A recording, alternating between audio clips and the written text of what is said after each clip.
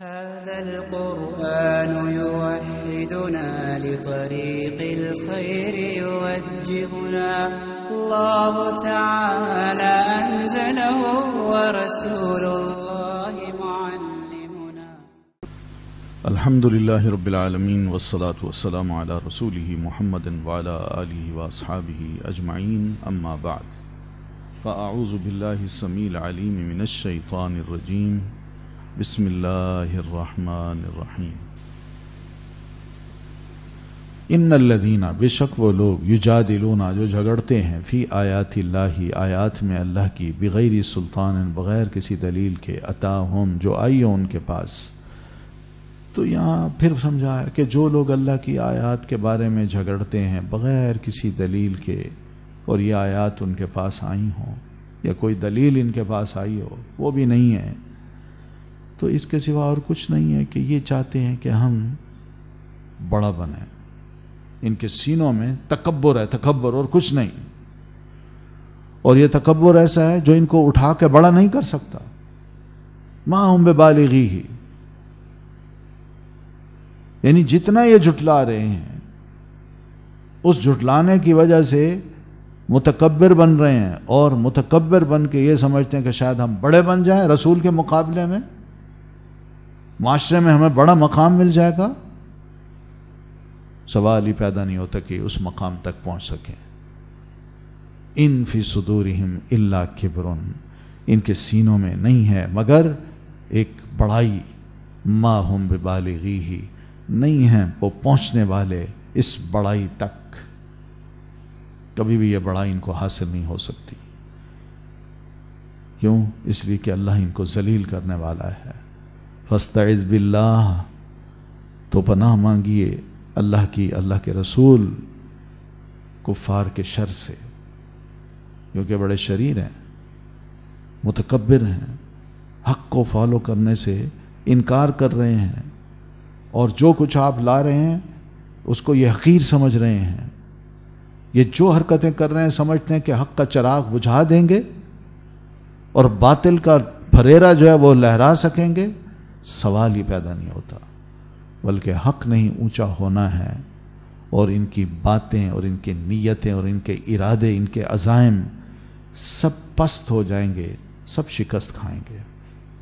آپ بس ایک کام کیجئے، فاستعذ باللہ، ان کفار کے شر سے بچنے کے لیے رب کی پناہ مانگیے، کیونکہ ان کا کفر اور ان کا تکبر جس میں یہ مبتلا ہیں، یہ ایسی چیزیں کسی بھی مسلمان کے دل میں نہ آنے پائیں. اور پھر انہ هو السمیع البصیر، یقیناً وہ اللہ سننے والا ہے دعاؤں کا. آپ دعا کیجئے، جو یہ کہتے ہیں آپ کو ہم جو کہہ رہے ہیں آپ ویسی دعا کیجئے، ہم آپ کی دعائیں سنیں گے بھی صحیح. البصیر، اور آپ کے عمل کو بھی دیکھ رہے ہیں اور ان کے اعمال کو بھی دیکھ رہے ہیں، اور کفار ان قریب جان لیں گے کہ پاسا کس طرف پلٹتا ہے. ٹھیک ہے.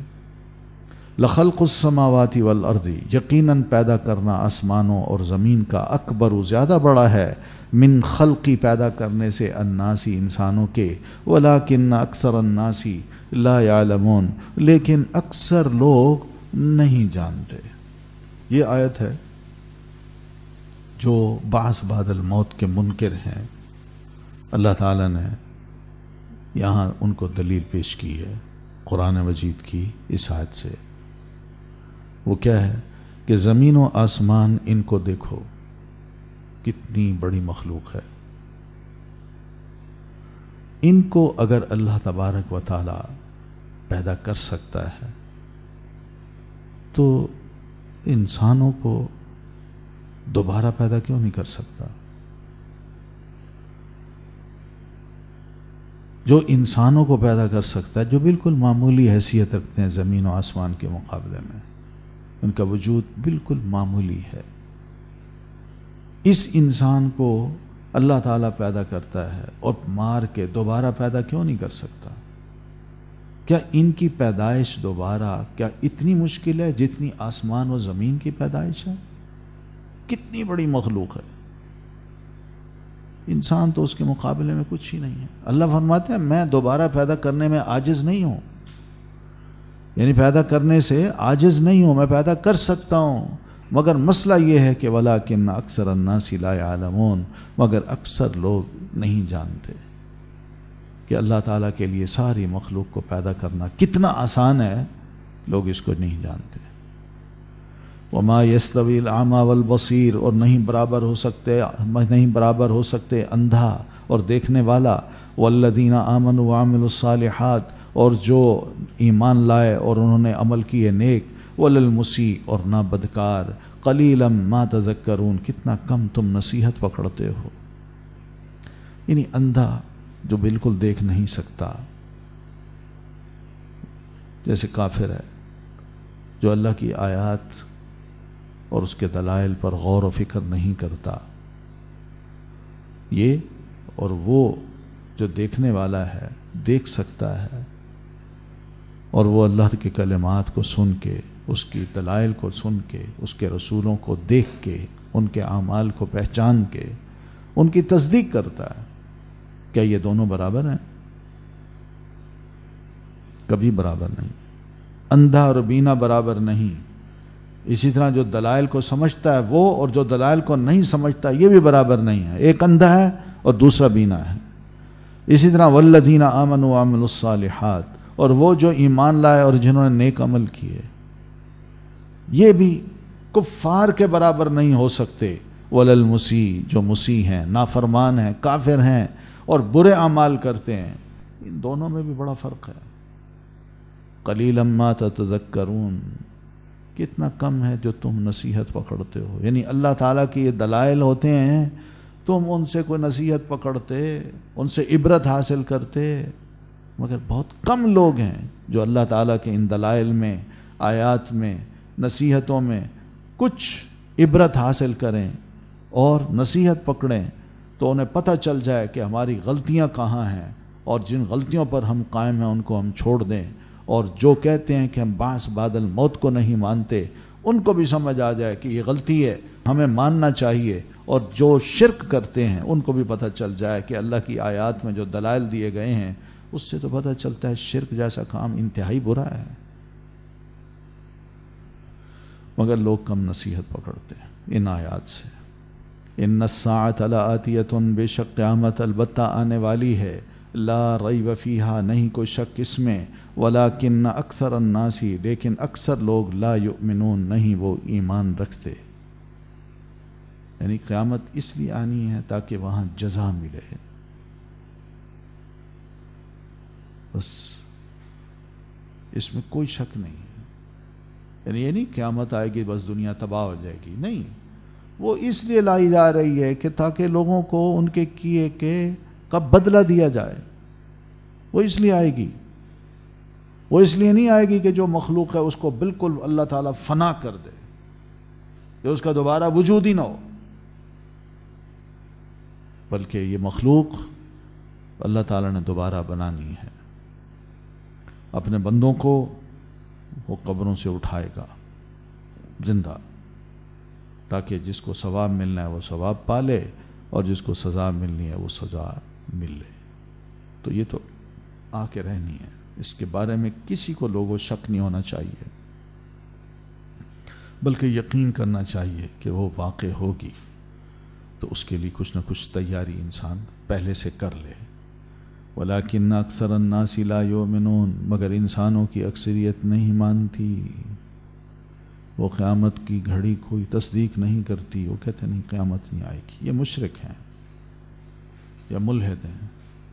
وقال ربکم ادعونی، اور کہا تمہارے رب نے دعا کرو مجھ سے، استجب لکم، میں قبول کروں گا تمہارے لیے۔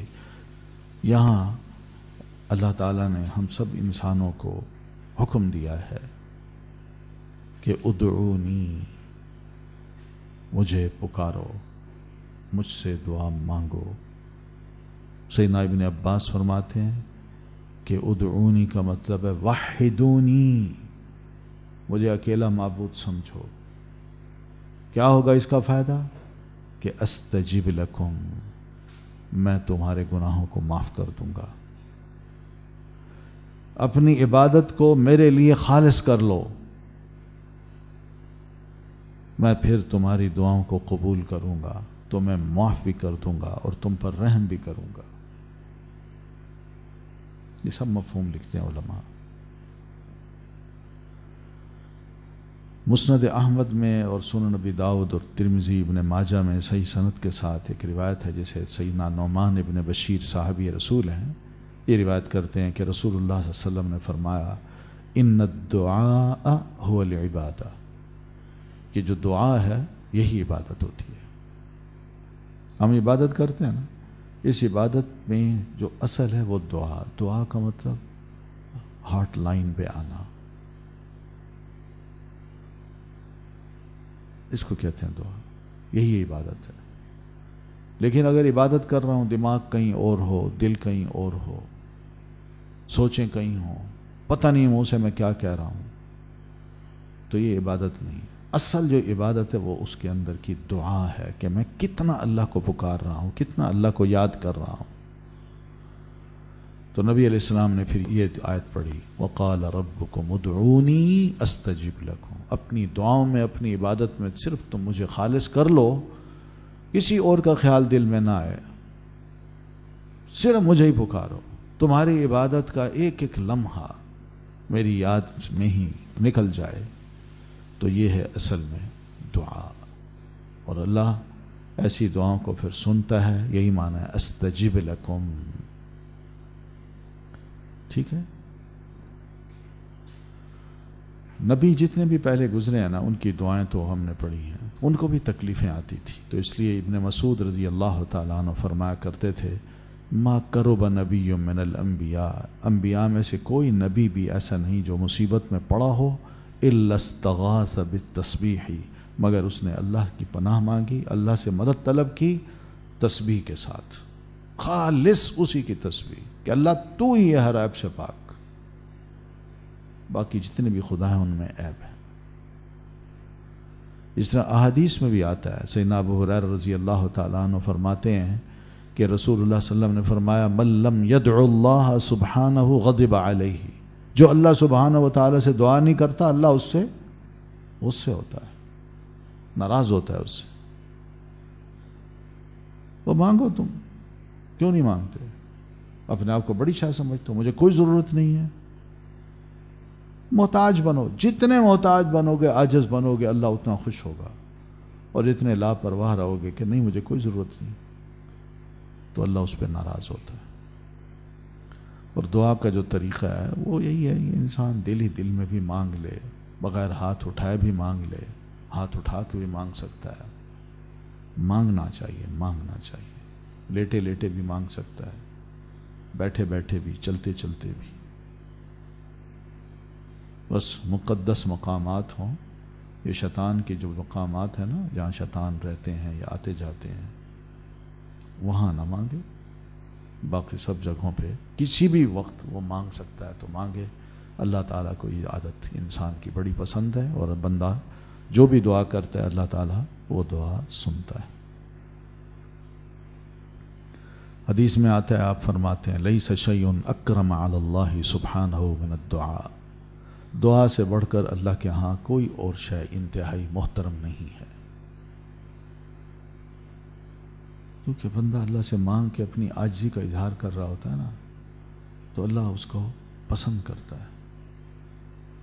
پھر اس طرح ایک اور حدیث ہے جس میں آپ فرماتے ہیں ادعوا اللہ تعالی وانتم موقنون بالاجابہ، اللہ سے دعا ایسے مانگو کہ تمہیں یقین ہو کہ انشاءاللہ اللہ میری اس دعا کو ضرور سنے گا، شک نہ ہو، مایوسی نہ ہو.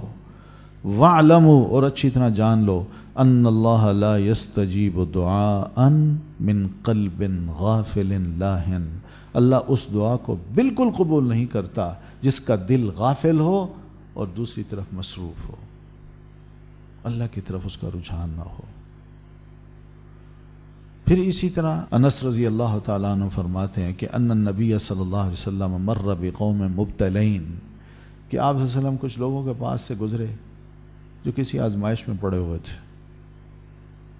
تو فقالا، تو آپ نے فرمایا اما کان ہؤلاء یسألون العافیہ، کیا یہ لوگ اللہ تعالیٰ سے عافیت نہیں مانگتے، عافیت کا سوال نہیں کرتے کہ اللہ ہمیں اس آزمائش سے نکال، محفوظ رکھ؟ تو آپ ابھارتے بھی ہیں کہ مصیبت آ جائے تو اس کا یہ مطلب نہیں کہ انسان منہ لٹکا کے مایوس ہو کے بالکل ہی بیٹھ جائے، یا اب کچھ نہیں ہوتا یا نہ کچھ ہوگا، نہیں، بلکہ اللہ تعالیٰ سے عافیت مانگے کہ اللہ مجھے بس کسی آزمائش میں نہ ڈال، ٹھیک ہے۔ پھر اسی طرح نبی صلی اللہ علیہ وسلم فرماتے ہیں کہ ان اللہ تعالی حیی کریم، اللہ تعالیٰ بڑے حیا والے ہیں، بڑے سخی ہیں، یستحیی من عبدہ، وہ اپنے اس بندے سے بڑی حیا کرتے ہیں کہ اذا رفع الیہ یدیہ، کہ جب بندہ اس اللہ کی طرف اپنے دونوں ہاتھوں کو دعا کے لیے اٹھاتا ہے، یسألہ، اور بندہ اللہ تعالیٰ سے مانگے تو اللہ کو اس بات کی بڑی شرم آتی ہے کہ ان یردہما صفرا خائبتین، کہ ان دونوں ہاتھوں کو خالی ہاتھ لوٹا دے، بلکہ اللہ اس کی دعا کو سنتا ہے۔ تو دعا میں اصل میں عاجزی ہے، عاجزی انکساری ہے، شوق ہے، دل کا صحیح سچا لگاؤ ہے، تب جا کے اللہ وہ دعائیں سنتا ہے۔ لیکن ان الذین یستکبرون، بے شک وہ جو تکبر کرتے ہیں، عن عبادتی، میری عبادت سے، میری دعا سے، سیدخلون، ان قریب وہ داخل ہوں گے، جہنم، جہنم میں، داخرین، ذلیل و خوار ہو کر۔ لیکن جو کہتے ہیں ہمیں کیا ضرورت ہے دعا کرنے کی، میں کیوں مانگوں، یہ تکبر ہے، میں کیوں اس کے آگے جھکوں، میں اس کی عبادت کروں، یہ بھی تکبر ہے۔ تو اللہ فرماتے ہیں ایسے لوگ جہنم میں داخل تو ہوں گے مگر انتہائی ذلیل و خوار کر کے اللہ ان کو داخل کرے گا۔ جیسا دنیا میں ان کا سلوک تھا اللہ کے ساتھ، اللہ نے ویسا ہی ذلت کا سلوک ان کے ساتھ قیامت کے روز کرنا ہے۔ حدیث میں آتے ہیں، آپ فرماتے ہیں یحشر المتکبرون یوم القیامت امثال الذر فی صور الناس، بڑے بڑے متکبر لوگ جو دنیا میں بڑی شے سمجھے جاتے تھے، کل قیامت کو لوگوں کے اندر سے وہ اس طرح اٹھیں گے جیسے بالکل معمولی شے، چھوٹا سا ذرہ، ہلکی پھلکی شے، یعلوہم کل شیء من الصغار، ذلت و رسوائی کی ہر شے ان کے اوپر ہوگی، وہ نیچے ہوں گے،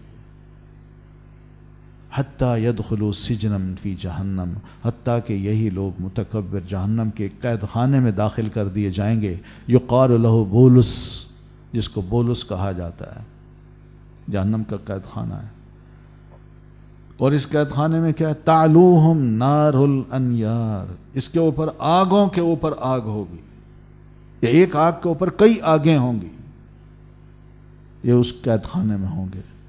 یسقون من طینۃ الخبال عصارۃ اہل النار، ان کو جہنمیوں کے زخموں کا جو دھون ہے وہ بطور مشروب کے پلایا جائے گا، یہ پیو، کوئی پانی نہیں ہے تمہارے لیے، یہ ہے سیدخلون جہنم داخرین، جہنم میں یہ ذلیل و خوار ہو کے داخل کیے جائیں گے۔ اللہ الذی، اللہ وہ ہے جس نے جعل لکم، بنایا تمہارے لیے، اللیل، رات کو، لتسکنوا فیہ، تاکہ تم سکون پاؤ اس میں۔ یہ احسانات ہیں اللہ تعالیٰ کے جو اس نے اپنے بندوں پر کی ہیں کہ اس نے ہمارے لیے رات بنائی جس میں ہم بڑے آرام اور سکون سے سوتے ہیں۔ دنیا زندگی میں یعنی دن میں ہر شے متحرک ہوتی ہے، لیکن رات کو ہر شے سکون میں آ جاتی ہے، تو اس لیے سکون کے عالم میں جو نیند آتی ہے وہ بہت ہی مفید ہوتی ہے۔ اور دن کو چونکہ لوگ اپنے معاش کے سلسلے میں آ جا رہے ہوتے ہیں، ایک شور ہوتا ہے، اور دن کو اللہ نے روشن بھی بنا دیا ہے کہ انسان اپنی آنکھوں سے متعدد چیزوں کو دیکھتا بھی ہے اور ادھر ادھر آتا بھی جاتا ہے، کام بھی کرتا ہے، سفر بھی کرتا ہے۔ تو یہ سب اللہ فرماتے ہیں میں نے اس لیے بنائے ہیں کہ میرا فضل ہے، ان اللہ لذو فضل علی الناس، یہ اللہ تعالیٰ کا بہت بڑا فضل ہے کہ اس نے کتنی مہربانیاں لوگوں پر کر رکھی ہیں۔ کیا اس فضل کے مقابلے میں کوئی اور ہے جو تمہیں اس قسم کا فضل عطا کر سکے یا ایسا فضل مل سکے؟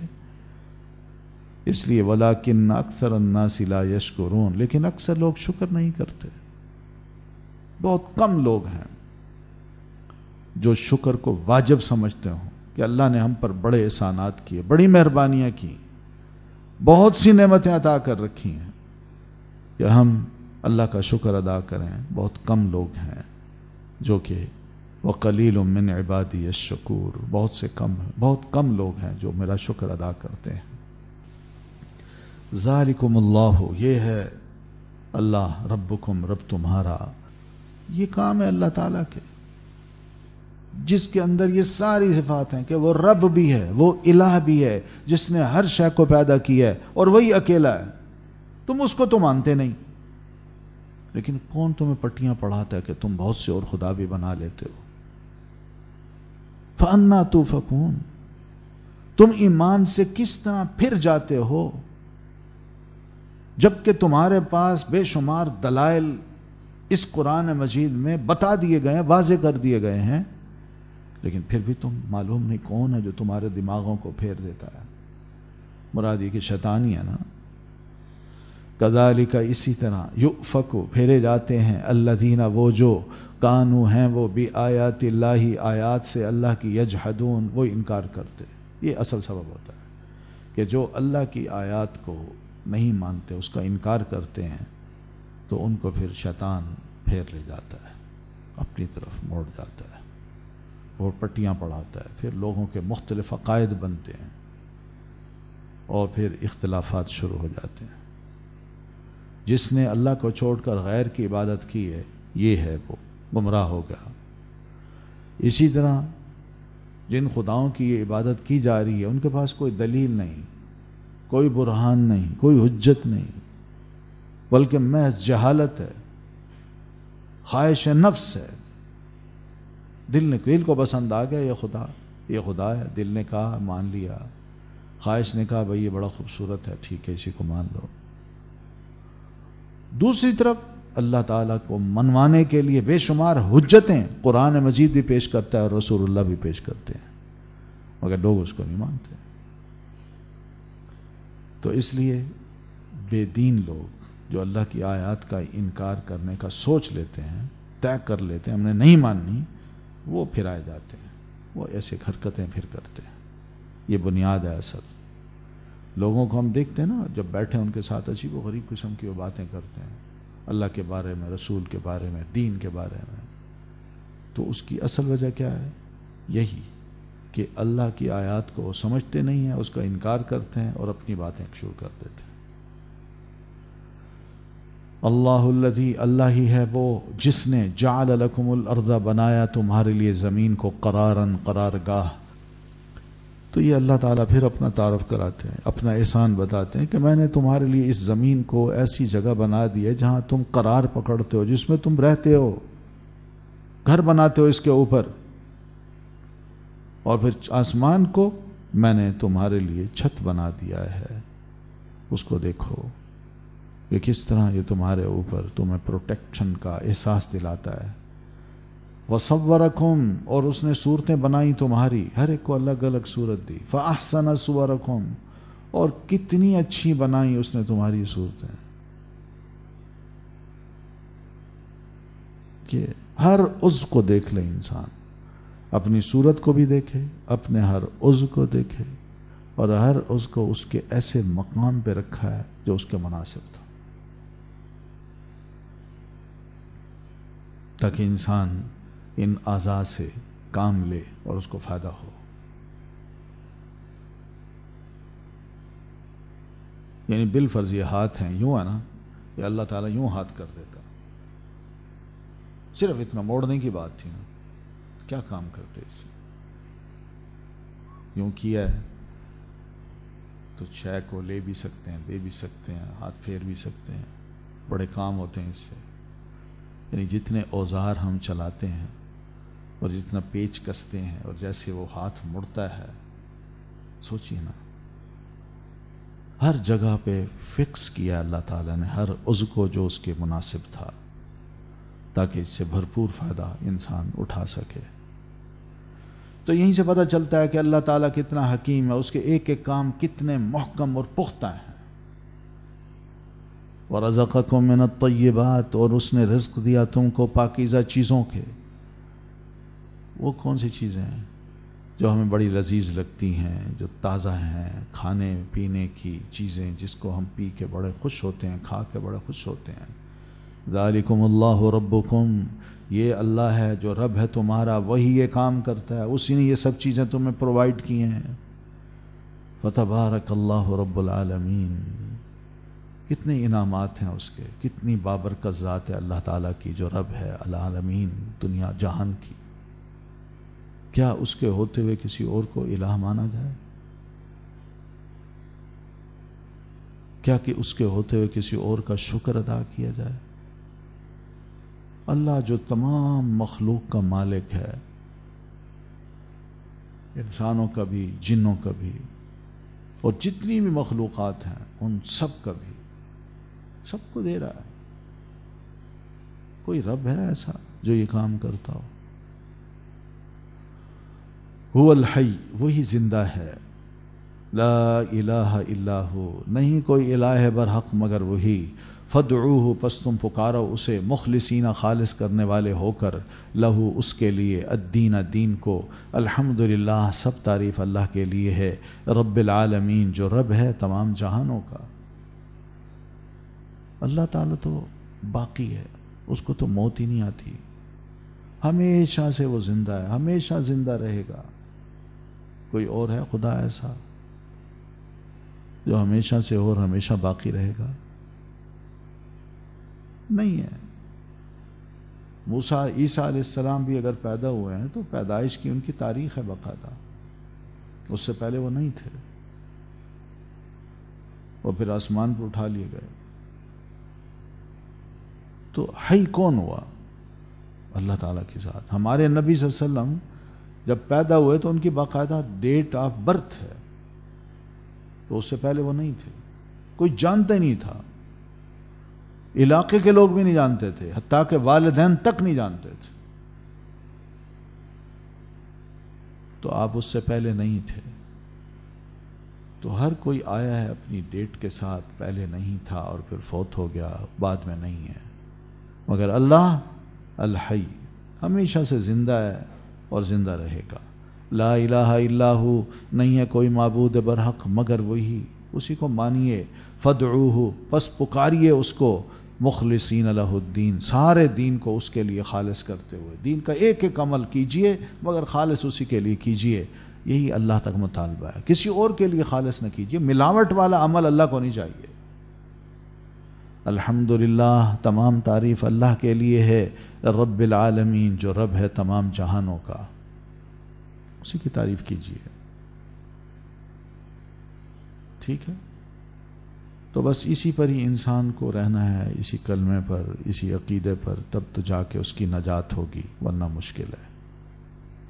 اس لیے نبی علیہ السلام فرماتے ہیں ان اللہ حرم علی النار من قال لا الہ الا اللہ یبتغی بذالک وجہ اللہ عز وجل، کہ اللہ تعالیٰ نے اس بندے پر دوزخ کو حرام کر دیا ہے جو لا الہ الا اللہ کہتا ہے، اور اس کے کہنے میں صرف اس کی نیت یہی ہے کہ میں اللہ بزرگ و برتر کا چہرہ کل کو دیکھنا چاہتا ہوں، اس کی خوشی دیکھنا چاہتا ہوں، کیونکہ وہ خوش ہوگا تو مجھے چہرہ دکھائے گا نا. تو یہ لا الہ الا اللہ کے بارے میں علماء کا کہنا یہ ہے کہ اسی لیے بندہ آخری وقت میں بھی اگر لا الہ الا اللہ پڑھتا ہے تو وہ بھی جنت میں جائے گا. اس کی دو وجوہات ہوتی ہیں، یا تو وہ اپنے ایمان کی تجدید کر رہا ہوتا ہے اس موقع پر، یا پھر یہ کہ مسلمان بن جاتا ہے اس موقع پر، کفر کو چھوڑ رہا ہے، لا الہ الا اللہ پڑھا، فوت ہو گیا، یہ بھی ٹھیک ہے، یہ بھی جنت میں جائے گا. قل، کہہ دیجئے، انی نہیتو، بے شک میں روکا گیا ہوں میں، ان اعبدا، کہ میں عبادت کروں، الذین، ان کی جنہیں، تدعون، تم پکارتے ہو. اللہ کے رسول اپنی مشرک قوم سے کہیے کہ اللہ تعالیٰ نے مجھے روکا ہے کہ میں اس کے سوا کسی اور کی عبادت کروں، کیونکہ عبادت کا مستحق اگر کوئی ہے تو وہی اللہ ہی ہے بس. اور پھر یہ بھی کہ اس اللہ نے مجھے یہ بھی حکم دیا ہے کہ میں اپنے آپ کو اسی کے آگے عاجز کر دوں. جیسا کہ ہر شے اس کے آگے عاجز ہو چکی ہے، جھک چکی ہے۔ تو یہ وہ چیز ہے جس کا اللہ نے مجھے حکم دیا ہے، بس میں کسی اور خدا کی عبادت نہیں کر سکتا، اور یہ سب عبادت میں اس لیے بھی اللہ تعالیٰ کی کر رہوں گا کہ میرے پاس میرے رب کی طرف سے واضح نشانیاں، دلائل آ چکے ہیں کہ وہی الہ واحد ہے، باقی جو خدا ہیں ان کے کوئی دلائل نہیں ہیں سوائے جھوٹ کے یا گھڑی ہوئی باتوں کے۔ وَأُمِرْتُ أَنْ أُسْلِمَ لِرَبِّ الْعَالَمِينَ، اور مجھے یہ بھی حکم دیا ہے میرے رب نے کہ میں اپنے رب العالمین کے لیے جھک جاؤں، عاجز بن جاؤں، اس کا فرما بردار بن جاؤں۔ رب العالمین کون ہے؟ هو الذی خلقکم، وہ وہی ہے جس نے پیدا کیا تمہیں، من تراب، مٹی سے، ثم من نطفۃ، پھر نطفے سے، ثم من علقۃ، پھر بہتے جمے ہوئے خون سے۔ تو یہ سارے کام اللہ کے کہیں کہ اللہ نے ہمیں مٹی سے پیدا کیا، آدم علیہ الصلاۃ والتسلیم کو، پھر مٹی کے مختلف، پھر اس کے بعد نطفہ، نطفے سے علقہ، پھر اس کے بعد اللہ ہمیں اپنے ماؤں کے پیٹوں سے چھوٹی حالت میں، بچپن کی حالت میں نکالتا ہے، پھر ہم آہستہ آہستہ بڑے ہوتے ہیں، جسم توانا ہوتا ہے اور ہم نوجوان ہو جاتے ہیں، پھر اسی طرح جوانی کے بعد آہستہ آہستہ یہ تخلیق ڈھلنا شروع ہوتی ہے اور انسان بوڑھا ہونا شروع ہوتا ہے۔ تو اسی ساری دوران، بچپن سے لے کر بڑھاپے کے دوران تک، تم میں سے کوئی تو ایسا ہے جو اس دنیا کو داغ مفارقت دے جاتا ہے، فوت ہو جاتا ہے، یا تو پیدا ہوتے وقت ہی،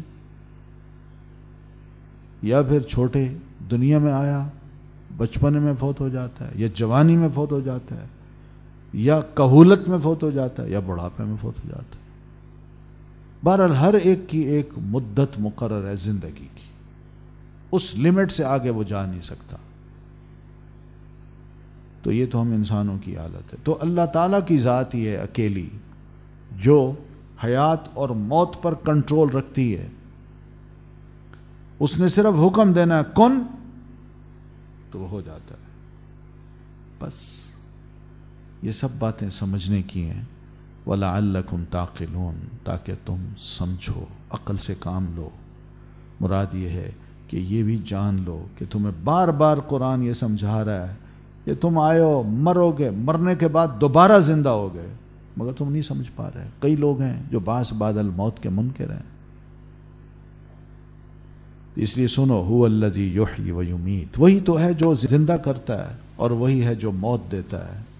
فَإِذَا قَضَى أَمْرًا، پھر جب وہ فیصلہ کرتا ہے کسی کام کا، فَإِنَّمَا يَقُولُ، تو بے شک وہ کہتا ہے، لہو، اسے، کون، ہو جا، فَيَكُونُ، تو وہ ہو جاتا ہے۔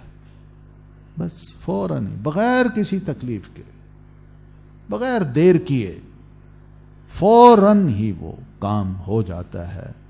یہ تو اللہ تعالیٰ کے فیصلے ہیں، ان فیصلوں میں بھی کوئی آڑے نہیں آتا۔ اذا قضا امرا فانما یقول له کن فیکون، کوئی درمیان میں نہیں آتا کہ رکاوٹ بن کر نہیں یہ نہیں ہوگا۔ اس لیے اللہ تعالیٰ کی ذات کو سمجھیے اور باقی خداؤں کو بھی سمجھیے، ایک اللہ کی عبادت کیجیے، باقی سب خداؤں کو چھوڑ دیجیے۔ ان کے پاس یہ ساری اختیارات نہیں ہیں، ان کے یہ کام نہیں ہے جو تمہیں بار بار گنوا گنوا کے سمجھائے جا رہے ہیں۔ تو شیطان کے کہنے میں نہ آؤ، رسول کی بات کو سنو، قرآن کی بات کو سنو اور مانو ان کو، یہی تمہارے لیے بہتر ہے۔ أَلَمْ تَرَ إِلَى الَّذِينَ يُجَادِلُونَ فِي آيَاتِ اللَّهِ أَنَّى يُصْرَفُونَ الَّذِينَ كَذَّبُوا بِالْكِتَابِ وَبِمَا أَرْسَلْنَا بِهِ رُسُلَنَا فَسَوْفَ يَعْلَمُونَ۔ علم ترى، کیا نہیں دیکھا آپ نے، إِلَى الَّذِينَ، طرف ان لوگوں کے جو یجادلون جھگڑتے ہیں، فی آیات اللہ، اللہ کی آیات کے بارے میں، انا یصرفون، کہاں سے وہ پھیرے جاتے ہیں۔ تو آیات اللہ کے بارے میں ہم سب سمجھتے ہیں کہ کیا اس سے مراد ہے، وہی مراد ہے اس سے، اور وہی سے نازل ہونے والی کوئی کتاب یا رسول اللہ صلی اللہ علیہ وسلم پر وہی نازل ہونا، یہ سب کیا ہیں؟ آیات اللہ ہیں، اور پھر آیات اللہ میں بیان کیے گئے احکام ہیں، مسائل ہیں، عقائد ہیں۔ تو ان میں کچھ لوگ ہیں جو جھگڑتے ہیں، کچھ تو مانتے نہیں، اور کچھ مانتے ہیں مگر اپنی مرضی کا وہ معنی و مفہوم یا ڈسٹارشن کرتے ہیں، اور پھر دوسرے سے جھگڑتے ہیں۔ یہ جھگڑا جو ہے انسانوں کا اپنے اپنے دماغ اور اپنی اپنی صلاحیت کے مطابق ہے۔ کسی کو اللہ توفیق دے دیتا ہے، وہ اللہ کی آیات کو سنتے ہی سر تسلیم خم کر لیتا ہے، وہ کہتا ہے جو مطلب کی چیز ہے وہ آپ لیجئے، مزید باتوں میں نہ الجھیے۔ تو اللہ اس سے توفیق دے دیتا ہے کہ وہ اللہ کی آیات کو اچھی طرح سمجھ لے، اپنا لے۔ اور کچھ ایسے ہوتے ہیں جو اس میں مین میک نکالتے ہیں اور باتوں میں الجھا دیتے ہیں، جو اصل مقصد ہے قرآن مجید کا اس سے غافل کر دیتے ہیں۔ تو ایسے بہت سے لوگ تھے جو نبی علیہ الصلوۃ والتسلیم پر بھی اعتراضات کرتے، لوگوں کو الجھانے کی کوشش کرتے، حتیٰ کہ نبی علیہ الصلوۃ والتسلیم کو بھی الجھانے کی کوشش کرتے کہ آپ دعوت و تبلیغ کے کام سے اور قرآن مجید پہنچانے سے ذرا تھوڑا سا ادھر ہو جائیں، اپنے مقصد سے ہٹ جائیں۔ تو یہ سب ہر قسم کا جو جدال تھا، یہ آیات اللہ میں کسی ایک مسئلے کو بھی نہ ماننے کا ہو سکتا ہے۔ تو یہ سب باتیں اللہ فرماتے ہیں میں نے تو کلیئر کٹ باتیں کی، اور ہر کوئی سمجھتا بھی ہے ان باتوں کو، لیکن کچھ لوگ ایسے ہیں جو ایسی باتوں میں الجھا کے خود بھی خراب ہوتے ہیں اور دوسروں کو بھی پھیر دیتے ہیں۔ تو انا یصرفون، یہ کہاں سے پھیرے جاتے ہیں؟ یعنی کوئی تو ہے جو ان کو فتنے میں ڈال رہا ہے، یعنی شیطان ہے اور کوئی نہیں، یا پھر کفر ہے، نفاق ہے۔ یہ وہ چیزیں ہیں جس کی وجہ سے اس کے اندر یہ صلاحیت ہی نہیں رہی کہ وہ آیات اللہ کو اچھی طرح سمجھ سکے۔ الذین، یہ وہ لوگ ہیں کذبوا بالکتاب، جنہوں نے جھٹلایا کتاب کو۔ دیکھیے یہ ہے اللہ کی آیات کو بالکل جو واضح کر دیا گیا ہے، اس میں جھگڑنا کیا مطلب ہے؟ کہ میں کتاب کو نہیں ماننا چاہتا، میں جھٹلانا چاہتا ہوں، میں نہیں مانتا کہ وحی نازل ہوئی نبی علیہ الصلوۃ والتسلیم پر، میں نہیں مانتا کہ قرآن مجید آپ پر نازل ہوا، یا قرآن مجید کا یہ جو مسئلہ ہے، یہ جو آیت ہے، اس کا یہ مفہوم میں نہیں سمجھتا جو کہ قرآن یا رسول اللہ صلی اللہ علیہ وسلم واضح کر رہے ہیں، بلکہ میں اپنا مطلب کچھ بتاؤں گا۔ تو یہ کتاب کو جھٹلانا ہے، اور پھر نہ صرف کتاب کو جھٹلاتے ہیں، وَبِمَا أَرْسَلْنَا بِهِ رُسُلَنَا، اور اسے بھی جو بھیجا ہم نے ساتھ اس کے اپنے رسولوں کو۔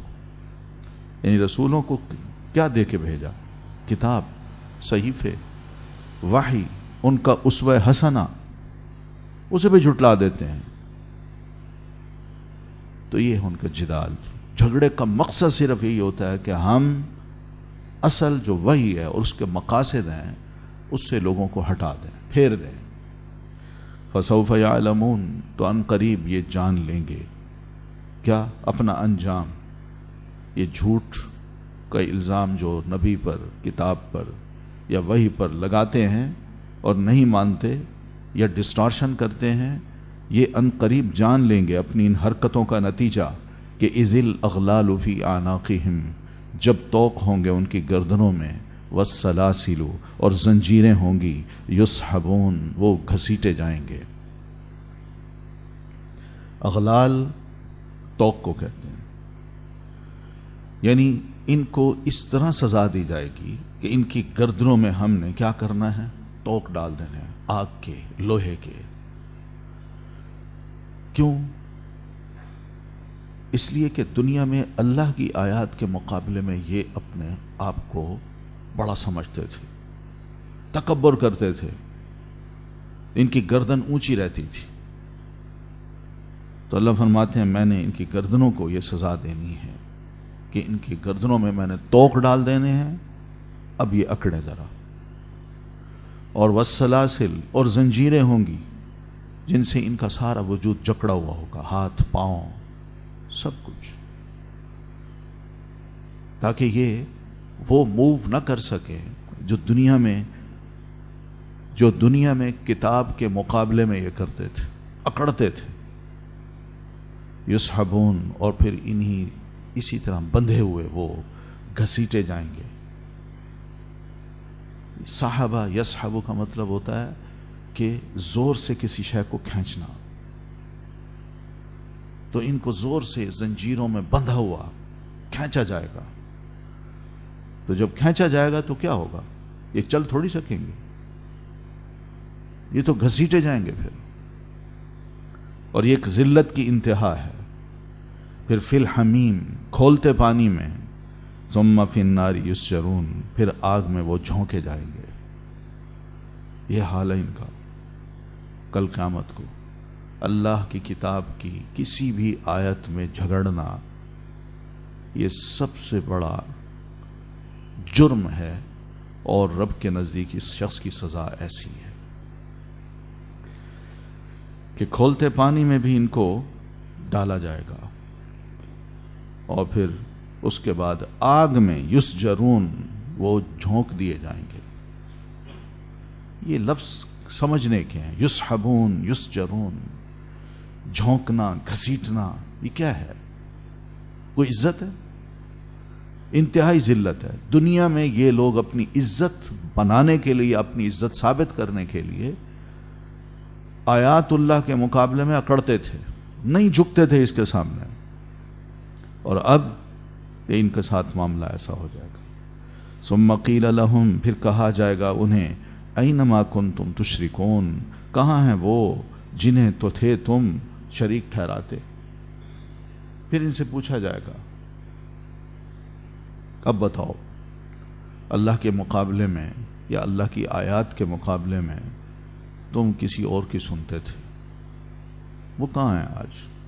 ان کے لیے تو تم نے جانیں دی، ان کے لیے تو تم نے بڑا وقت لگایا، ان کے لیے تم رسول کے مقابلے میں، کتاب کے مقابلے میں جھگڑے، آج وہ کہاں ہیں؟ تم اکیلے رہ گئے ہو۔ کوئی ہے جو آج اس وقت تمہاری مدد کر سکے؟ وہ بڑے دعوے کرتے تھے، یا تم نے ان کے بارے میں بڑے دعوے کیے تھے؟ کہاں ہیں وہ آج جو تمہیں بچا سکیں، جو تمہیں پناہ دے سکیں، جو تمہیں اس بھیانک سزا سے نکال کے وہ دعوے کہ جنت میں ڈالیں گے، جنت میں ڈال سکیں؟ کہاں ہیں وہ؟ من دون اللہ، جن کو تم شریک بناتے تھے اللہ کے سوا سے۔ قالو، تو کہیں گے، ضلوا عنا، وہ گم ہو گئے ہم سے۔ تو اللہ فرماتے ہیں وہ خود ہی کہہ دیں گے کہ وہ تو نظر ہی نہیں آ رہا، ضلوا عنا، رفو چکر ہو گئے، نظر ہی نہیں آ رہے، کہاں گئے وہ؟ ہم تلاش کر رہے ہیں مگر وہ ہمیں مل ہی نہیں رہے۔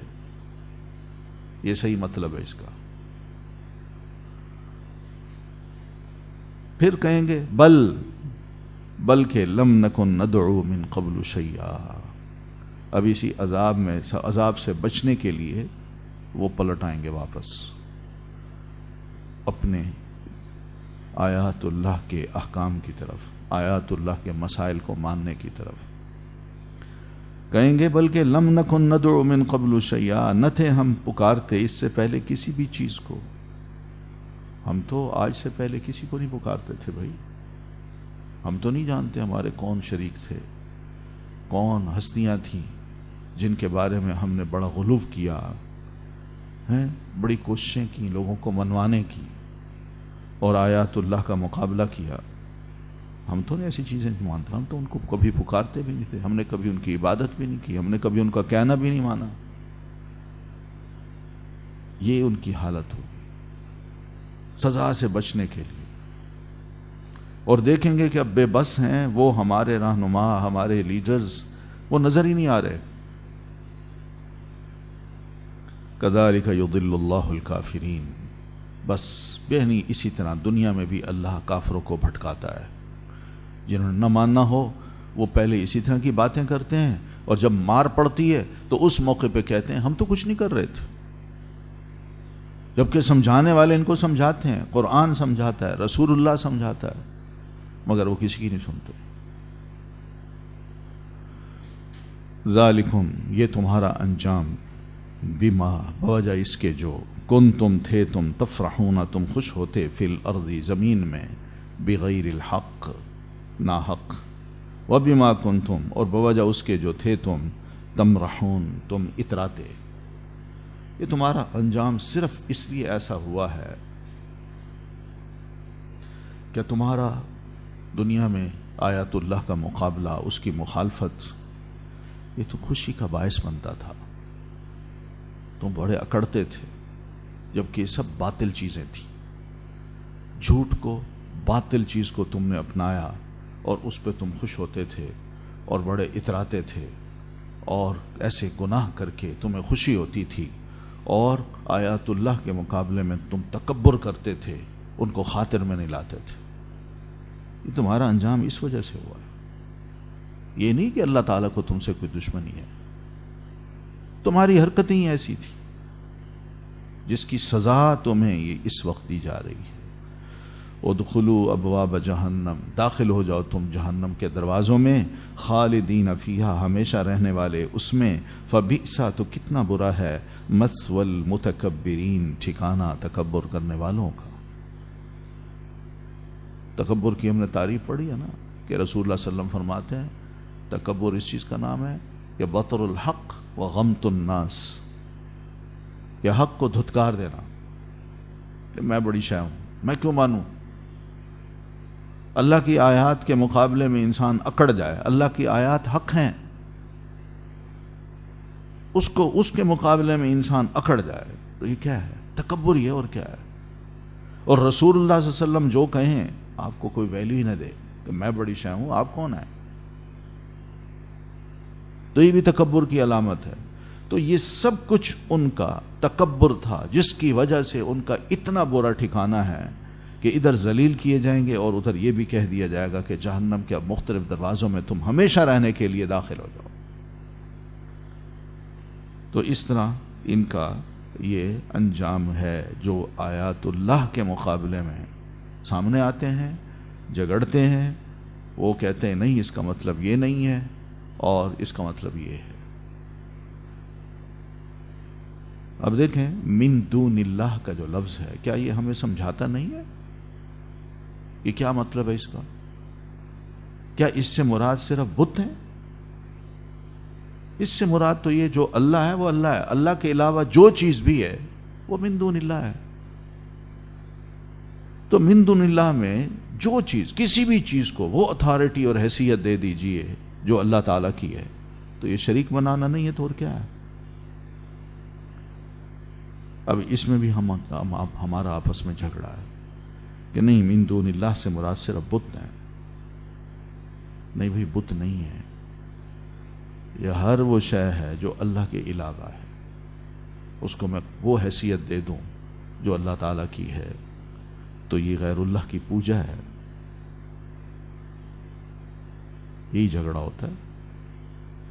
ہمارے جھگڑے یہ بھی ہیں کہ کیا رسول اللہ صلی اللہ علیہ وسلم بشر تھے یا نور تھے, یہ بھی جھگڑے ہیں. قرآن مجید صاف کہتا ہے کہ آپ صلی اللہ علیہ وسلم بشر تھے, وہ کہتے ہیں نہیں بشر نہیں تھے. کہ آپ کی شان میں گستاخی ہے ایسا کہنا, آپ کے مقام اور مرتبے کو گرانا ہے, آپ ان کو اپنا بڑا بھائی سمجھتے ہیں. بھائی کس نے کہا اس طرح کے لفظ کہنے سے نبی علیہ الصلوۃ والتسلیم کی توہین ہوتی ہے؟ لیکن اگر آپ کو بشر نہ مانا جائے تو کس چیز کا انکار ہو رہا ہے؟ یہ بھی تو سوچا جائے نا. اور کتنا غلو ہو رہا ہے یہ بھی تو سوچا جائے نا. ایک انکار ہو رہا ہے, دوسرا غلو ہو رہا ہے, اور دونوں قرآن مجید کی مخالفت کرتے ہیں. لیکن آپ کو بشر کہنا, ایک انسان ہے, آپ کے والدین تھے, آپ کی اپنی اولاد تھی, اپنی بیوی تھی, آپ موو کرتے تھے, آپ کو تکلیف بھی ہوتی تھی, آپ زخمی بھی ہوئے, آپ کھانا بھی کھاتے تھے, واش روم بھی جاتے تھے. کوئی صفت تو آپ بتائیے نا کہ بشر کی وہ صفت جو بشر میں ہوتی ہے وہ آپ میں نہیں تھی. چلے پھر تو کہتے ہیں جی ٹھیک ہے جی آپ صلی اللہ علیہ وسلم انسان نہیں تھے, لیکن اس پہ بھی جھگڑے ہیں. تو یہ اللہ کی کتاب کے جو الفاظ ہیں اس کے معنی ہیں اس میں بھی جھگڑنا, یہ بھی ہے جدال مجادلہ فی آیات اللہ، یہ درست طریقے نہیں ہیں. اس سے بڑی انسان کی گمراہی کے دروازے کھل جاتے ہیں. وہ سیدھی راہ سے نکل کے نا وہ کوئی غلط ٹریک پہ آ جاتا ہے اور پھر اسی پہ چلتا جاتا ہے اور سمجھتا ہے مجھ سے زیادہ ہدایت یافتہ کوئی نہیں. یہ مصیبت ہے. فاصبر، تو صبر کیجیے اللہ کے رسول. ان وعد اللہ، بے شک وعدہ اللہ کا حق ہے. تو یہاں نبی علیہ الصلوۃ والتسلیم کو فرمایا کہ دیکھ لیجئے جو اللہ کی آیات کے مقابلے میں کھڑے ہوتے ہیں ہم نے ان کا انجام آپ کو بتا دیا ہے. تو اس لیے اب آپ تسلی کر کے آپ کو ہم حکم دیتے ہیں کہ آپ برداشت کیجئے اور ان کی باتوں کو سنیے، برداشت کیجئے، مگر اپنا کام آپ کرتے رہیے اور اس وقت تک کرتے رہیے جب تک کہ اللہ تعالیٰ آپ کے لیے کوئی اور راہیں نہیں کھول دیتا. تو یہ رسولوں کا طریقہ رہا ہے. آپ بھی اللہ کے رسول ہیں تو اس لیے فاصبر، آپ صبر کیجئے. یقین مانیے ان وعد اللہ حق، کہ اللہ کا وعدہ سچا ہے. اللہ نے جو آپ سے وعدہ کیا ہے نا کہ آپ ہی کامیاب ہوں گے، وہ ثابت ہو کے رہے گا. وہ سچا وعدہ ہے. فَإِمَّا، پھر اگر ہم دکھائیں، نُرِيَنَّكَ، ہم دکھائیں آپ کو، بَعْضَ الَّذِي نَعِدُهُمْ، بعض وہ جو ہم وعدہ کر رہے ہیں ان سے، یعنی آپ کی زندگی میں ہم وہ وعدے جو آپ سے کر چکے ہیں کہ ان مشرکوں کے ساتھ ہم ایسا سلوک کریں گے جو انتہائی بھیانک سزا کا ہوگا اور ان سے ہم انتقام لیں گے. اگر ہم ان کے انجام کو، اس برے انجام کو، اس سے پہلے کہ آپ ہماری طرف آئیں، آپ کی حیاتی میں، آپ کی زندگی میں ان کا برا انجام ہم آپ کو دکھا دیں تو ہم دکھا سکتے ہیں. یا پھر او نتوفینک، یا آپ کے جیتے جی یہ کام نہ ہو، ہم آپ کو فوت کر دیں اور فوت کرنے کے بعد پھر یہ مر کے ہمارے پاس بھی آئیں اور آپ بھی ہمارے پاس تشریف لائیں تو فَإِلَيْنَا يُرْجَعُونَ، آنا سب نے ہماری طرف ہی ہے. تو اس وقت بھی ہم آپ کو ان کا بھیانک انجام دکھا سکتے ہیں. تو ہماری طرف ہی یرجعون، وہ لوٹائے جائیں گے، کہیں اور نہیں جائیں گے. لیکن دنیا میں بھی اللہ تعالیٰ نے یہ انجام نبی علیہ الصلوۃ والتسلیم کو دکھا دیا. سب نے دیکھا، یہی مارے گئے، ذلیل ہوئے، اور پھر آخرت کا انجام تو اور ہی برا ہے. تو یہ سمجھایا ہے، مشرکوں کو سمجھایا اتنی مخالفت نہ کرو، غور کرو. اللہ کی آیات کے بارے میں رسول اللہ صلی اللہ علیہ وسلم سے مت جھگڑو. آپ کو بھی رسول مان لو، آپ پر اتری ہوئی وحی کو بھی مانو اور آپ پر اتری ہوئی کتاب کو بھی تسلیم کرو. اور جو مانو مفہوم اس کا صاف صاف ہے.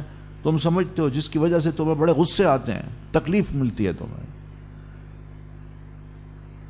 کیوں؟ اس لیے کہ شرک، کفر تمہارے اندر رچا بسا ہے، اس کو نکالنا تمہارے لیے بڑا مشکل ہے. اس لیے بندے بن جاؤ، مسلمان بنو، مان لو ایسی چیزوں کو، ورنہ ایسی سزائیں دیں گے جو دنیا میں بھی ملیں گی اور آخرت میں بھی. اور کامیاب ہر صورت میں رسول اللہ نے ہونا ہے، شکست تم نے کھانی ہے. وَلَقَدْ أَرْسَلْنَا، اور البتہ تحقیق بھیجا ہم نے، رسولاً کئی رسول، من قبل کا، آپ سے پہلے، منہم ان میں سے بعض وہ ہیں، من جنہیں، قصصنا بیان کیا ہم نے، علیک آپ پر، ومنہم اور ان میں سے بعض وہ ہیں، من جنہیں لم نقصص نہیں بیان کیا ہم نے، علیک آپ پر.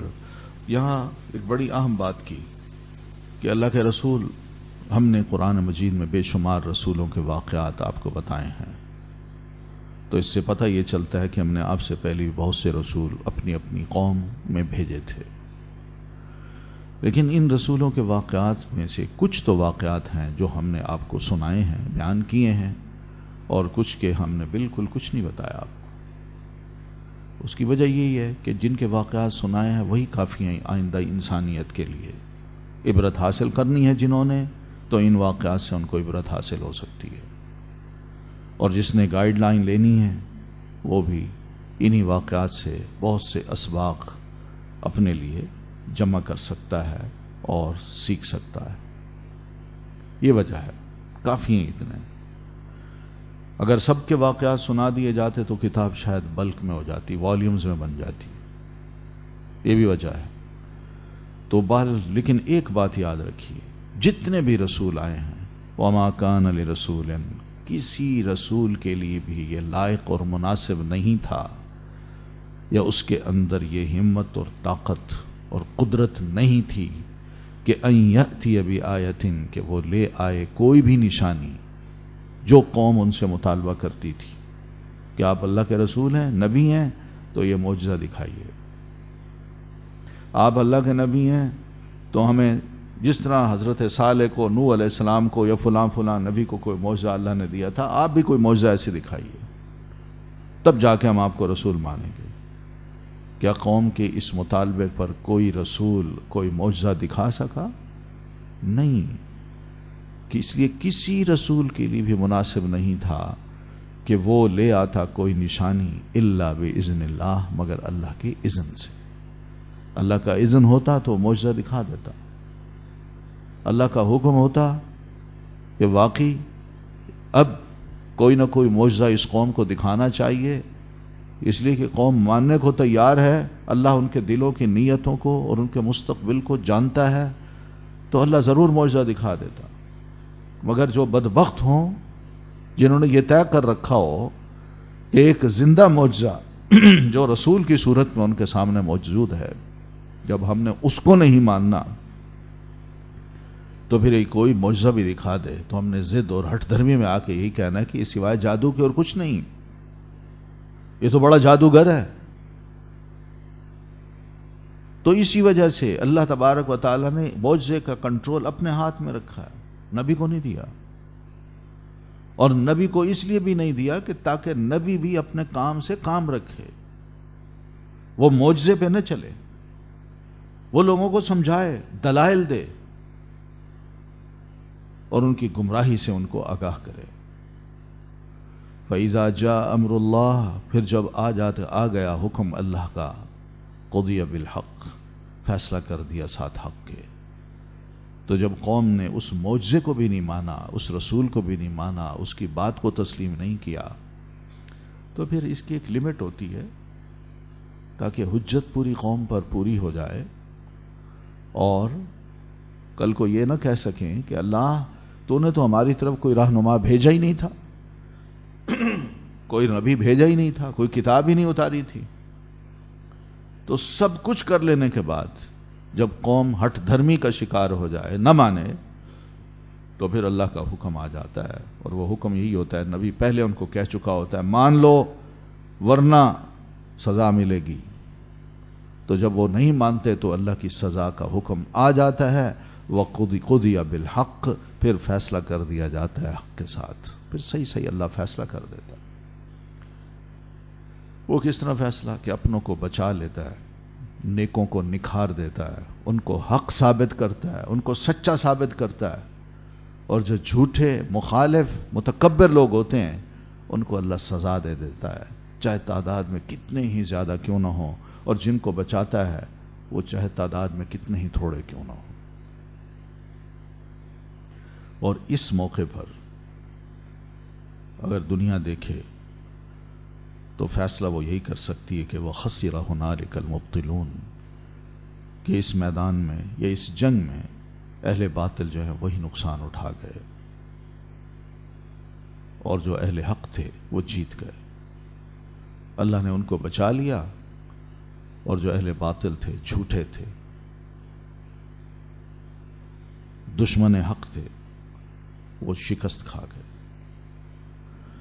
اللہ الذی، اللہ ہی وہ ذات ہے، جعل لکم، جس نے بنائے تمہارے لیے، الانعام، مویشی، لترکبوا، تاکہ تم سواری کرو، منہا، ان میں سے بعض پر، ومنہا، اور ان میں سے کچھ، تأکلون، تم کھاتے ہو۔ یہ اب نعمتوں کا ذکر ہو رہا ہے کہ اللہ تعالیٰ کی ذات جس کی عبادت کا تمہیں حکم دیا جا رہا ہے کہ اس کے علاوہ کسی اور کی عبادت نہ کرو، یہ وہ ذات بھی ہے جس نے نہ صرف تمہیں پیدا کیا، زمین و آسمان کو پیدا کیا، اس نے تمہارے لیے مویشی بھی بنائے، اور مویشی اس لیے بنائے کہ تمہیں اس کا فائدہ ہو، دو قسم کے بڑے اہم فائدے یہاں ذکر کیے ہیں، اور بھی فائدے ہیں، لیکن ایک فائدہ یہ کہ تم ان میں سے بعض پر سواری کرتے ہو۔ یہ دور وہ ہے جب گاڑیاں نہیں تھیں، آج بھی ہم انسان ہیں، کتنا چل سکتے ہیں؟ آخر تھک جاتے ہیں نا، مسافتیں بڑی بڑی لمبی ہوتی ہیں، چلتے چلتے انسان تھک جاتا ہے، تو اس کو آج بھی گاڑیوں کی یا سواریوں کی ضرورت ہے۔ کئی کئی دن وہ پیدل اب نہیں چل سکتا، تھک جاتا ہے۔ تو اللہ تعالیٰ نے اس دور میں بھی لوگوں کی اس پیدل سفر کو بچانے کی خاطر یہ بات بتائی کہ دیکھو میں نے تمہارے لیے مویشی بنائے، اونٹ ہے، گائے ہے، بھیڑ ہے، بکری ہے، اور پھر اسی طرح خچر ہیں، گدھے ہیں، گھوڑے ہیں، یہ اللہ نے بنائے ہیں۔ تو یہ سب مویشی ہیں، ان میں سے لِتَرْكَبُوا مِنْهَا، کچھ پر تو تم سوار ہوتے ہو، وَمِنْهَا تَأْكُلُونَ، اور ان میں سے کچھ کو تم کھاتے ہو۔ تمیز کر دی نا، یہ نہیں ہے کہ سارے مویشی کھانے ہیں، نہیں، تمیز کر دی ہے۔ اور مویشیوں میں وہ جن کو ہم کھا سکتے ہیں وہ یہی ہیں، اونٹ، گائے، بکری اور بھیڑ۔ پھر وَلَكُمْ فِيهَا مَنَافِعُ، اور تمہارے لیے ان مویشیوں میں منافع، بہت سے فائدے ہیں۔ جمع منافع، مصدر ہے منفعت، مصدر میمی ہے جس کا مطلب ہے نفع اٹھانا یا فائدہ حاصل کرنا۔ تمہارے لیے ان میں منافع، فائدے ہیں۔ وَلِتَبْلُغُوا عَلَيْهَا حَاجَةً، اور تاکہ تم پہنچو ان پر حاجت کو، فی صدورکم، جو تمہارے سینوں میں ہے، وعلیہا، اور ان پر، وعلی الفلکی، اور کشتیوں پر، تحملون، تم سواری کیے جاتے ہو۔ ایسے مویشی جو اللہ نے پیدا کی، بے شمار اس میں فائدے ہیں، جس میں اگر دیکھا جائے تو لوگوں کا بزنس بھی ہے، لوگوں کو جاب بھی ملتی ہے، فیکٹریاں بنتی ہیں، ان میں بہت سی چیزیں بنتی ہیں، پھر وہ دنیا بھر میں پھیلتی ہیں، لوگ ان کو پہنتے ہیں، خواتین استعمال کرتی ہیں، کیا کچھ ہے۔ پھر وَلِتَبْلُغُوا عَلَيْهَا حَاجَةً، اور پھر یہ بھی کہ تم ان پر سوار ہو کے اپنی اس جگہ پر پہنچتے ہو جو تمہارے سینوں میں ایک منزل متعین ہے، کہ میں نے فلاں جگہ جانا ہے، مجھے سواری چاہیے، سواری لی، اس پہ بیٹھا اور اس کو لے کے چل پڑا۔ نہ صرف اس سواری پر خود سوار ہوتے ہو، بلکہ وَعَلَيْهَا وَعَلَى الْفُلْكِ تُحْمَلُونَ، اور ان پر اور کشتیوں پر تم سوار کیے جاتے ہو۔ اور کشتیاں بنائی ہیں اللہ تعالیٰ نے، وہ بھی ایک قسم کی سواری ہے۔ تو اس سوار ہو کے تم جاتے ہو جہاں تمہارا دل چاہتا ہے۔ واقعی کوئی بھی کسی گاڑی پہ مثلاً بیٹھ کے اس کو چلائے تو ایسا تو نہیں سڑکوں پہ بگا رہا ہوتا ہے، نہیں، اس نے کسی منزل پہ جانا ہوتا ہے۔ وہیں اسی طرح کوئی سواری ہے، کچھ جانور کی صورت میں ہے، کوئی گھوڑا ہے یا گدھا ہے، خچر ہے، اس پہ بھی انسان بیٹھ کے اگر کہیں جانا چاہتا ہے تو اس کے سینے میں وہ منزل ہوتی ہے کہ اس مقام پہ میں نے جانا ہے، یا اس راستے سے جانا ہے، فلاں مقام پہ پہنچنا ہے۔ تو یہ وہ حاجت ہے کہ انسان اپنی پوری کرتا ہے ان جانوروں، مویشیوں کے ذریعے سے۔ اور پھر وعلیہا، اور ان پر تم سوار ہوتے ہو خشکی میں، یعنی یہ جانور مویشی ایسے ہیں کہ ان پر تم اگر سوار بھی ہوتے ہو تو یہ تمہیں خشکی کا لمبا سفر طے کروا دیتے ہیں، کم تھکاوٹ ہوتی ہے، تمہیں منزل آسان ہو جاتی ہے، دور نہیں لگتی۔ تو خشکی پر تو تمہارے لیے ہم نے ایسی سواریاں بنا دیں کہ تم ان پہ سوار ہو کے جاؤ کہیں۔ وعلی الفلک تحملون، اور تری میں، کشتیوں پہ تم سوار کیے جاتے ہو کہ وہاں تمہیں لمبے لمبے سفر، گہرے پانی میں غوطے لگا کے یا خطرات سے محفوظ رکھ کے اللہ تعالیٰ نے تمہارے لیے کشتیوں کا بندوبست کیا، جس میں تم لمبے لمبے سفر بآسانی طے کر لیتے ہو۔ وَيُرِيكُمْ آيَاتِهِ، اور وہ دکھاتا ہے تمہیں اپنی آیات کو۔ اس کا ایک مطلب یہ بھی ہے کہ وہ دکھاتا رہے گا تم کو اپنی آیات، آیات سے کیا مراد ہے؟ یعنی مستقبل کی کوئی بھی ترقی جو سواریوں کی ہو سکتی ہے، جو رب کی قدرت کی ایک زبردست نشانی ہوگی کہ اللہ واحد ہے، وہی یہ سارے کام کرتا ہے، وہی قادر مطلق ہے، یہ اسی کی تخلیق ہے، وہی انسانی ذہن میں یہ خیال ڈالتا ہے کہ تم اس چیز کو اب یوں بناؤ، وہ بناتا ہے اور وہ چیز باہر آ جاتی ہے بطور ایک سواری کے۔ وہ اللہ واحد ہے، کوئی بندے کا کوئی کمال نہیں ہوتا۔ وَيُرِيكُمْ آيَاتِهِ فَأَيَّ آيَاتِ اللَّهِ تُنْكِرُونَ، پس کون سی اللہ کی نشانیوں کا تم انکار کرو گے؟ یہ سب نشانیاں ہیں اللہ کی ذات کے ہونے کی، اللہ کے واحد مطلق ہونے کی، اور اللہ کے قادر مطلق ہونے کی۔ کوئی اس کے ساتھ شریک نہیں ہے، نہ عیسیٰ علیہ السلام، نہ عزیر علیہ السلام، اور نہ رسول اللہ صلی اللہ علیہ وسلم۔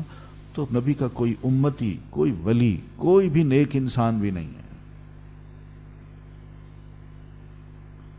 افلم یسیروا، کیا بھلا نہیں وہ چلے پھرے، فی الارض زمین میں، فینظروا تو وہ دیکھتے، کیف کان کیسا ہوا، عاقبت انجام، کیا یہ لوگ جو اللہ کی آیات کے منہ آتے ہیں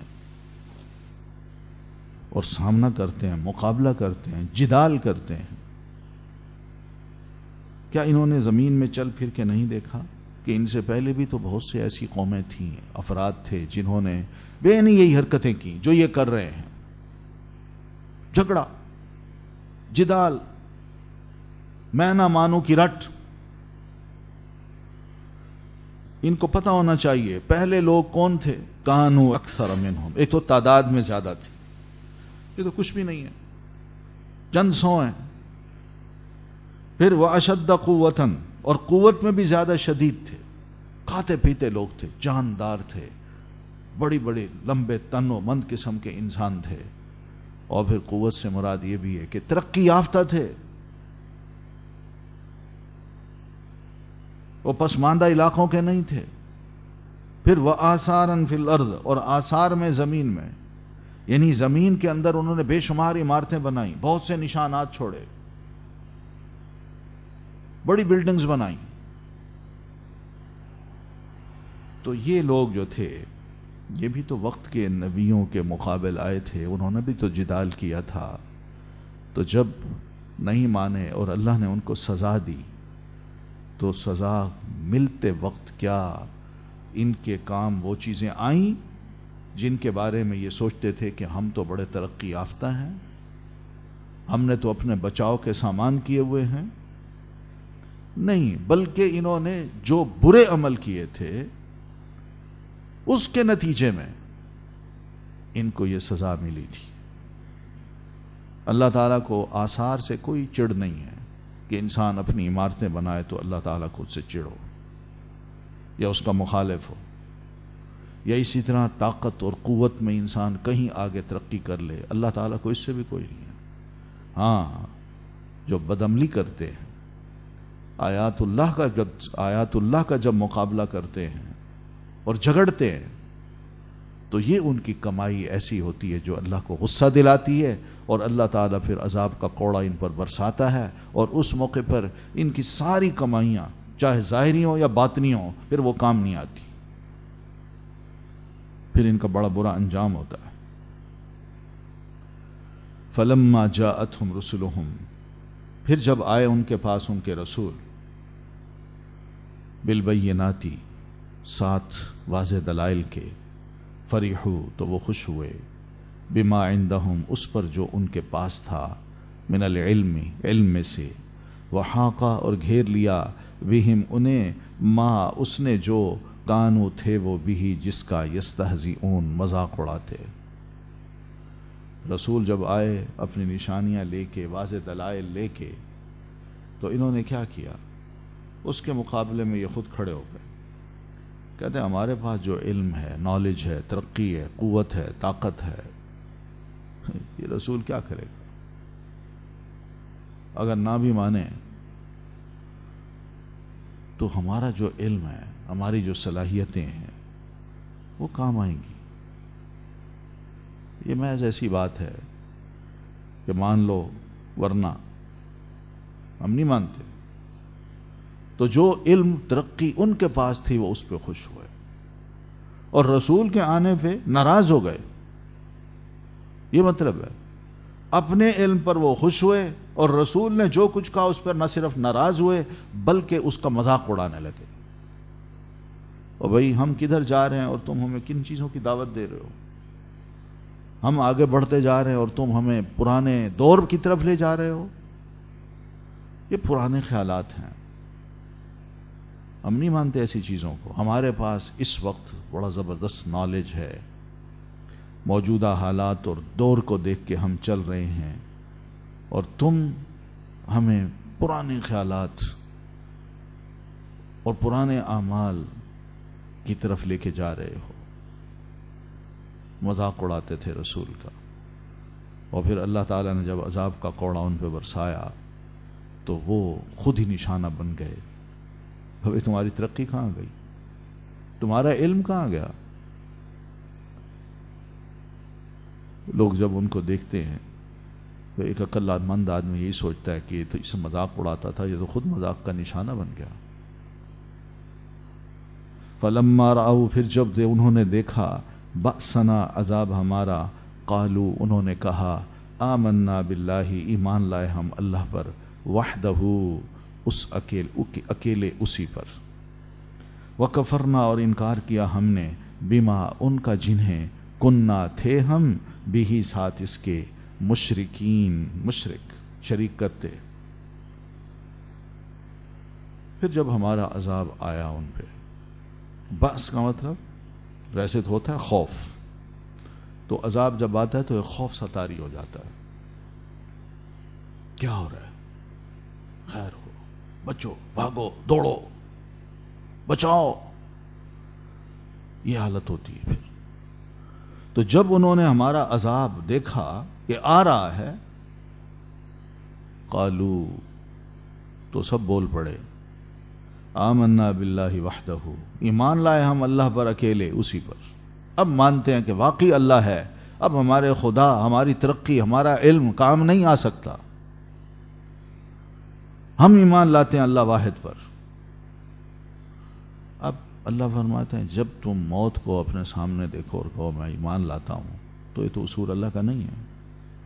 ایمان تو انسان اس حالت میں لائے جب وہ بالکل ہی فری ہوتا ہے، نہ خوف، نہ ڈر، اور نہ ہی کوئی دباؤ.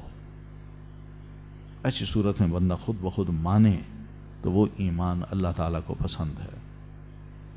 ورنہ جب انسان کو موت نظر آتی ہو اور پتہ چل جائے کہ واقعی رسول محترم نے جو باتیں کی تھیں اب وہ پوری ثابت ہو رہی ہیں اور ہو چکی ہیں، بلکہ ہم پر مسلط ہونے والی ہیں، تو اس وقت بندہ یہ کہے کہ ہم اللہ واحد پر ایمان لاتے ہیں، اور پھر یہ بھی کہے وَكَفَرْنَا بِمَا كُنَّا بِهِ مُشْرِكِينَ، اور انکار کیا ہم نے ان کا جنہیں تھے ہم ساتھ اس کے شریک کرتے. یعنی ہم یہ مانتے تھے، ضد کرتے تھے، رسول کی بات نہیں تسلیم کرتے تھے، لا الہ الا اللہ کو نہیں مانتے تھے. ہم کہتے ہیں نہیں، اللہ کے ساتھ کوئی اور بھی شریک ہیں، لیکن اب محسوس ہوتا ہے کہ وہ شریک ہمارے کسی کام کے نہیں ہیں اور نہ کام آ سکتے ہیں. تو اس لیے ہم اناؤنس کرتے ہیں کہ آمنا باللہ وحدہ. عین موت پر انسان یہ کہے تو اللہ فرماتے ہیں فَلَمْ يَكُ يَنْفَعُهُمْ إِيمَانُهُمْ، پس نہ تھا کہ نفع دیتا انہیں ایمان ان کا، لما، جب، رأو، انہوں نے دیکھا، بأسنا، عذاب ہمارا. سنت اللہ، طریقہ ہے اللہ کا، التی، وہ جو، قد خلت، تحقیق گزر چکا، فی عبادی، اس کے بندوں میں، وخسرا، اور خسارے میں پڑ گئے، ہنالکا، اس وقت، الکافرون، کافر. اللہ فرماتے ہیں ایسے موقع پر جب ہمارا عذاب آ رہا ہو اور موت سے اب کوئی چھٹکارا نہیں، اب کوئی بچاؤ کا راستہ نہیں، تو بندہ یہ کہ میں ایمان لاتا ہوں، نہ، اب ایسا ایمان کوئی فائدہ نہیں دیتا اس موقع پر. پہلے لے آتے تو شاید فائدہ ہوتا. تمہارے اس کفر کی وجہ سے تو ہمیں یہ سارا بندوبست کرنا پڑا کہ تم پر ہم عذاب بھیجیں، اور آتے عذاب کو تم دیکھ کے کہو او اللہ ہم ایمان لاتے ہیں. یہ کیسے ممکن ہے؟ ہم نے اپنا حکم جب نافذ کر دیا اور عذاب کو کہہ دیا جاؤ ان پر، تو وہ راستے میں ہی ہے اور تم اس کو دیکھ کے کہو اللہ میں ایمان لاتے ہیں. کیوں بھائی؟ یہ تو ہمارا پلان ناکام کرنے کی کوشش کر رہے ہو یا ہمیں دھوکہ دے رہے ہو. ایسا نہیں ہو سکتا. این اس موقع پر تمہارا ایمان کوئی تمہیں فائدہ نہیں دیتا. تو یہاں یہ بھی دیکھیے کہ بعض لوگ کہتے ہیں میں دیکھوں گا سنوں گا تو ایمان لاؤں گا ورنہ میں نہیں مانوں گا. تو این اس موقع پر جب انسان کا خاتمہ موت اس کو نظر آ رہی ہے اور اس وقت یہ کہے جی میں نے دیکھ لیا اب میں مانتا ہوں، یہ کون سا ایمان ہے؟ سنت اللہ، طریقہ ہے اللہ کا یہی. پہلے وہ سمجھاتا ہے، آیات بھیجتا ہے، اپنی رسول بھیجتا ہے، کتاب اتارتا ہے، دلائل اس کو فراہم کرتا ہے، بار بار وہ تبلیغ کرتا ہے، ایک ایک شخص تک وہ پہنچتا ہے، اس کی آواز دوسرے کانوں تک بھی پہنچتی ہے. لیکن جو مانتے ہیں وہ بچ جاتے ہیں، جو نہیں مانتے پھر اللہ کا طریقہ یہی ہے کہ اللہ ایسے لوگوں پر اپنا عذاب نازل کر کے ان کو سزا دے اور جو اس کے ماننے والے ہیں ان کو بچا لے. یہ طریقہ ایسا ہے کہ اللتی خلت بی عبادی، جو گزر چکا اس کے بندوں کا، اس کے اپنے بندوں کے بارے میں، یعنی ماضی میں اس نے یہی طریقہ اختیار کیا. جو اس کو ماننے والے ہیں اس کو بچاتا ہے، جو نہیں مانتے ان کو اس طرح سزا دیتا ہے. اور ایسے موقع پر وَخَسِرَ هُنَالِكَ الْكَافِرُونَ، کافر اس موقع پر نقصان اٹھاتے ہیں، شکست کھا جاتے ہیں، منہ کی کھاتے ہیں. تو یہ ہوتا ہے، یہ کامیاب نہیں ہوتے اس وقت. مومن کامیاب ہو جاتا ہے، وہ جس کا مذاق اڑایا جاتا تھا. سبحانک اللہم و بحمدک اشہد ان لا الہ الا انت استغفرک و اتوب الیک.